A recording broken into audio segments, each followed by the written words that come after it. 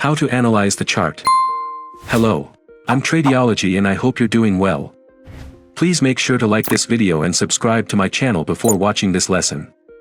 Alright, let's quickly get into today's lesson. Many times, we get confused when trying to analyze a chart and don't know where to start. Or the chart looks so messy and complicated that we get completely lost and lose the ability to analyze. Today, I want to teach you exactly what to do at each step. Let's go to MetaTrader. Imagine a chart like this is placed in front of you and someone asks you to analyze it. At first glance, it might seem difficult. But the first step is always to look for a strong move. These moves have special signs, but as I said, I'm not here to teach you things to memorize. These movements usually indicate the beginning of a trend, unless in certain cases which I'll explain later in the video. So, whenever you see these moves, you can hope you're at the beginning of a trend.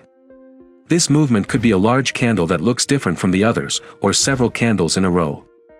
The main sign is their strength, and also the fact that these moves usually break key levels. I hope you write these points down or watch the video several times. After these strong moves, our first expectation is the formation of a price channel. So, how does this channel form and by what mechanism? Pay close attention.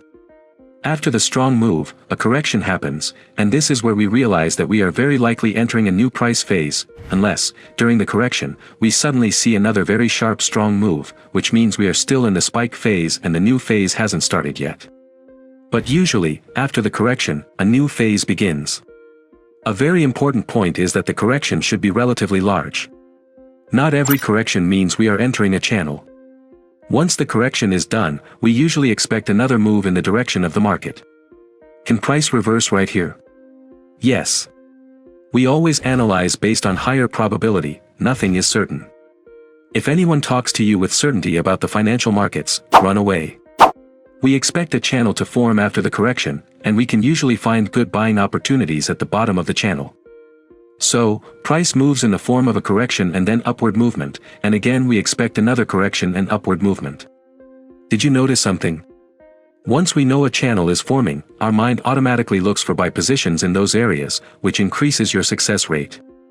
At the very least, you're not looking for sell opportunities in these areas, and that alone increases your chances of success. Once the bottoms are formed, you can draw the channel lines. The price channel moves in the direction of the strong move. The only requirement for drawing the channel correctly is identifying the spike properly and spotting the price bottoms. Does the channel phase last forever? No. At some point, the channel breaks downward, and again, most likely, we enter the next phase. The next phase is the creation of a trading range.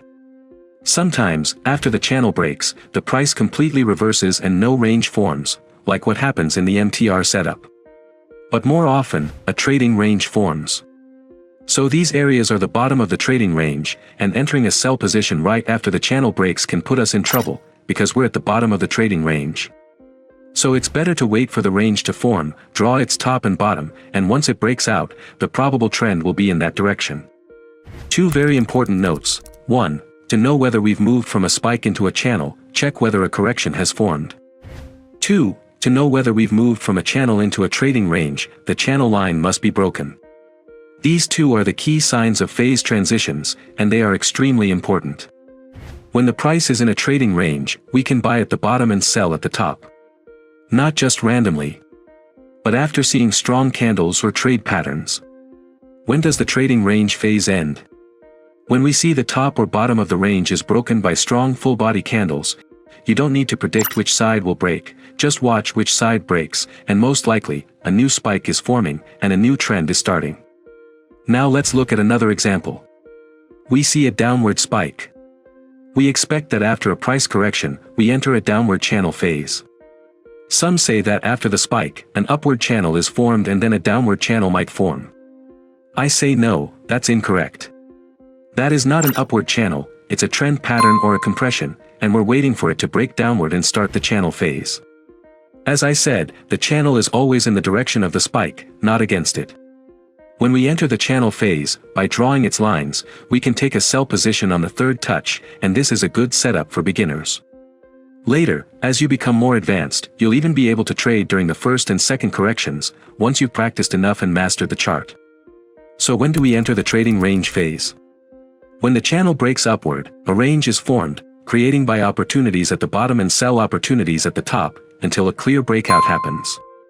Sometimes the price goes from a spike directly into a trading range, skipping the channel phase. That's fine.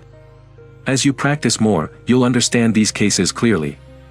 Or sometimes a spike forms, followed by a channel, then the channel breaks upward, and then another spike begins. These are rare, but they do happen, so be prepared for them. But most of the time, we have spike channel trading range. Now look at this chart. Can you tell me which phase we're in? It's hard, right? I understand. This topic requires a lot of practice. To be honest, what I see is a large trading range.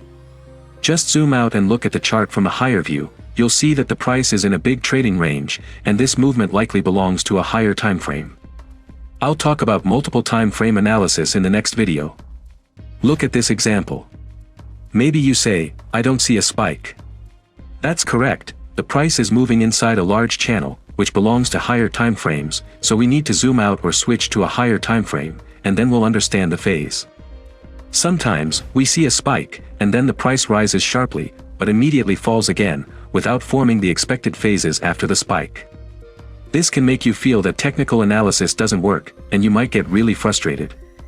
But what's the reason? Most likely, the price hit a very strong level, and because we were focused only on the current area, we missed the important levels from the past. So when we expected a correction and the start of a channel, the resistance pushed the price down hard. That's why you must always consider important levels, both in the current time frame and in the higher time frames, to increase the chances of successful trades. Also, if you pay attention to this area, you'll see the price formed a strong downward spike and then reverse strongly upward. This is a V-shaped pattern, which forms because of strong levels that we didn't notice in real time. In the next video, I'll talk about multi-time frame analysis and how to properly draw your zones from higher time frames to lower ones.